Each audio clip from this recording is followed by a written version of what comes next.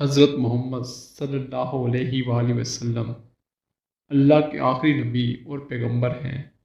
آپ تمام جہانوں کے لیے رحمت بنا کر بھیجے گئے۔ حضرت محمد صلی اللہ علیہ وآلہ وسلم کی ولادت کا دن اہل سنت کی روایات کے مطابق 12 ربیع اول جبکہ اہل تشیع کی روایات کے مطابق 18 ربیع اول ہے۔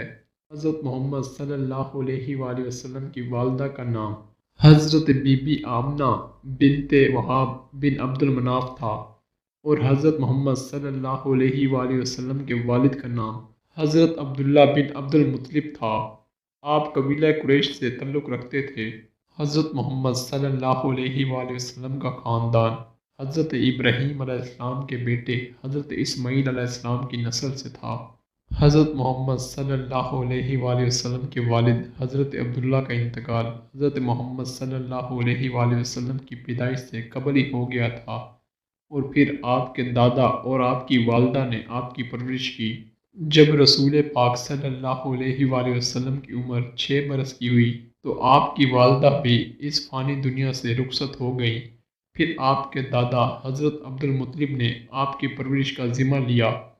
پھر کچھ عرصے بعد ہی حضرت عبد المطلب اس دنیا سے رخصت ہو گئے اور آپ کی پرورش کا ذمہ اپنے بیٹے حضرت ابو طالب کے سپرد کر گئے۔ آپ کے چچا حضرت ابو طالب نے آپ کی پرورش میں کوئی کمی نہ رکھی اور وہ آپ کو اپنے بچوں سے بھی زیادہ عزیز رکھتے تھے اور اپنے بچوں سے زیادہ محبت وہ آپ صلی اللہ علیہ وآلہ وسلم سے کرتے تھے۔ جب آپ کی عمر 12 برس کی ہوئی تو آپ اپنے چچا کے ساتھ بصرہ تشریف لے گئے۔ بصرہ میں حضرت ابو طالب علیہ السلام نے آپ صلی اللہ علیہ وآلہ وسلم کی ملاقات بحیرہ سے کروائی، جس نے آپ کو دیکھتے ہی حضرت ابو طالب علیہ السلام سے کہا کہ یہ بچہ بہت خاص ہے، اس کی یہودیوں سے حفاظت فرمانا اور اس کو فوراً یہاں سے لے جاؤ۔ اس بچے کا مستقبل بہت ہی روشن نظر آ رہا ہے۔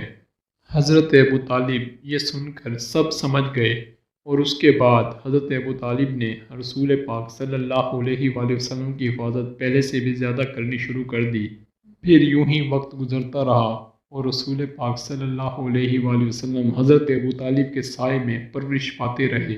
آپ صلی اللہ علیہ وآلہ وسلم کا رہن سہن، حسن اخلاق یہ سب عرب کے لوگوں سے مختلف تھا۔ وہ لوگ آپ کے حسن اخلاق سے بہت متاثر ہوتے تھے اور انہوں نے آپ کو صادق اور امین کا لقب دیا۔ پھر جب رسول پاک صلی اللہ علیہ وآلہ وسلم 25 برس کے ہوئے تو آپ نے تجارت کی غرض سے شام کا سفر کیا۔ یہی وہ سفر تھا جو رسول پاک صلی اللہ علیہ وآلہ وسلم اور حضرت ختیجہ کی ملاقات کا سبب بنا۔